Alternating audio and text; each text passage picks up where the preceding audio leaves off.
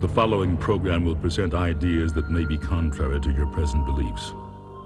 Tonight, we will examine close encounters of the fourth kind, where witnesses have not only had personal contact with extraterrestrial life forms, but were also detained by them.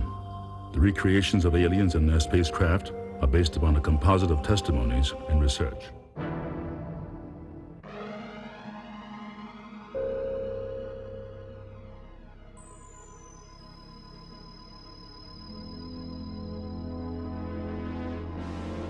I now had developed a very strong need for protein, meat and fish. At the same time, an odd craving for things like green peas. Yeah, bitch, it's time for a film about one of my favorite things. Really, everyone's favorite. Aliens. The guys who co-wrote Poltergeist, Cool World, and Steven Seagal's Marked for Death also brought you 1991's Visitors from the Unknown. If you like the original Unsolved Mysteries series, you are going to really love this. There's something for everyone here. Stories about rednecks confronting the unknown, a cop getting beat so bad he ruptures a testicle, and a man who fell in love with his alien captors and develops a new desire. Meat and fish. Huh, okay. I think I'll stick with keto. As stated before, this is basically an unofficial Unsolved Mysteries, the movie. It wasn't made by the same people, but it uses the same cameras, the same filming style, uses the same layout for storytelling, and it has pretty much the same quality, minus Robert Stack's great narration. I guess narrator James Earl Jones will do for now. We are treated to 3 stories of alien visitors abducting people. Each story is delivered by actors playing the role of the abductees, the aliens, and crying old women. The acting is fairly solid and the effects are okay, minus the fact that they use the same UFO and spaceship sets for all 3 stories. Still, what is there is solid 90s special effects. 90s in that it looks 90% fake. This was way back when CGI was made out of cheese instead of computers. The first story that the movie presents is the extremely well-known Travis Walton account, which went on to inspire Hollywood to make the gross and terrifying Fire in the Sky. You know, the one about the guy that's a lumberjack and a redneck and he gets sucked up into the UFO and then dumped off later unceremoniously? Yeah, it's that one. But Hollywood left a lot of details out, and I'm happy to say that this movie catches a lot of those and includes them, making it worthwhile even if you've seen Fire in the Sky. The biggest of the items that were included was the fact that Travis claims he drove the spaceship he was in for a bit. I always got a kick out of that detail in the Walton story. Rather than mention he was just a victim of an episode that sounds strangely like sleep paralysis, as most alien abductee stories sound, Travis states he was allowed at some point to do brodies in the UFO around the galaxy. That's cool. If you're gonna make up a story about aliens, you might as well go big. We're also treated to a scene of the hapless redneck swinging an antenna at some aliens, which is immensely satisfying as it simulates how hopeless all of our lives are. The next story is from England, and it sounds like something Carl Pilkington would have recounted on XFM radio. A cop gets his ass beat by 3 perps and ruptures a testicle, making him infertile, I guess. Kicked in the groin area, as a result of which later on I did lose a testicle. The police surgeon explained that Alan would require a long period of recuperation. You're going to need a lot of rest. He was both physically and psychologically devastated, and was told he would no longer be able to have a normal sex life. I thought you could still be sexually viable with just one nut, but okay, whatever. They say he's infertile now. We gotta buy it, I guess. The story continues with the cop finding a man dead on a pile of coal, wearing weird clothes and shoes that were unlaced and probably placed on him by somebody else. Okay. Also, he has a weird substance on his neck, and he apparently died of fright. Okay. Where are we going with this? Next, a herd of cattle go missing. The cop drives down the street looking for the cattle and finds instead a UFO.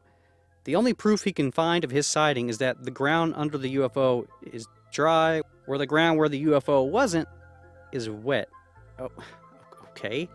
And then they find the cattle in a field. For some reason, they state that finding cows in a field is an impossible feat.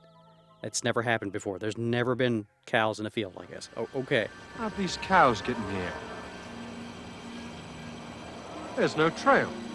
Now, this is rather strange, and this starts blowing your mind here, because I just seen something that a UFO, that I found absolutely totally unbelievable, and I wasn't expecting to see something like that. And another strange occurrence, the cows, you know. How did the cows get there? The only way they could have got there is somebody had gone plonk and dropped them there. And then the guy's ball starts working again, and he has a kid. Okay. Apparently, the aliens fixed him up. That's what the story is implying. As stated before, losing one ball doesn't mean you're infertile, as far as I know. I'm not a doctor, though. I only eat nuts. All in all, the elements of this story are trying to suggest that something sinister and out of this world happened in this part of England, but it never really comes together in a meaningful way. The most they can say is that they regressed the guy after hypnotizing him, and he mentions that he heard a noise while sleeping one night, and his wife says, "Oh, I also heard that noise while we were sleeping." And that, with everything else that they've shown, is proof of aliens. Okay, not a real winner here. But the police force did no longer trust him after he made up the story, recounted the UFO story, and forced him to ride a bike for the rest of his duty. That seems about right. In a huge improvement, our last story is Wacky Fun, with this chunky Ronald Reagan impersonator recounting the time he fell asleep behind the wheel of his truck in Wisconsin. And woke up in Wisconsin? Tales of terror. Wait, that's not really a big deal, is it? Actually, no, it turns out the guy remembered later on that he had an encounter with aliens. Apparently, they jumped onto the back of his truck. He got out to shoo them off, and he ended up meeting a really big, tall alien he really liked, played here by the actor for Yetta, the female Bigfoot from the Harry and the Hendersons TV show. He leads the man and his son off on a bold first date consisting of examination, probing, and prodding on a spaceship. Since his alien encounter, the guy was able to magically quit smoking, developed a serious need for protein, and, well, I don't know, do you believe him? Overall, the real charm to this video is the time in which it was made. The stories, the special effects, and the presentation bring us back to the 1990s. The last time when people could really tell crazed tales about being molested by aliens without it being easily disproven.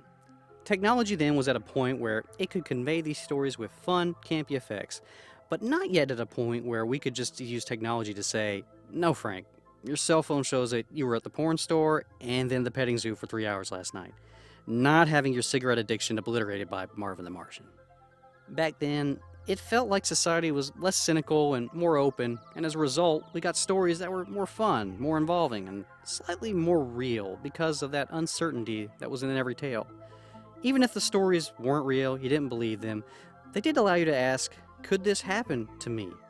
It was fun to think, maybe. All in all, this is a very enjoyable film. It won't take too much of your time up.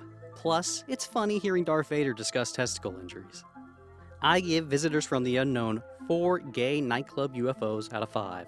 If that second story had been better, this would have been a total knockout of a paranormal movie, but it's still fairly out of this world. Check it out.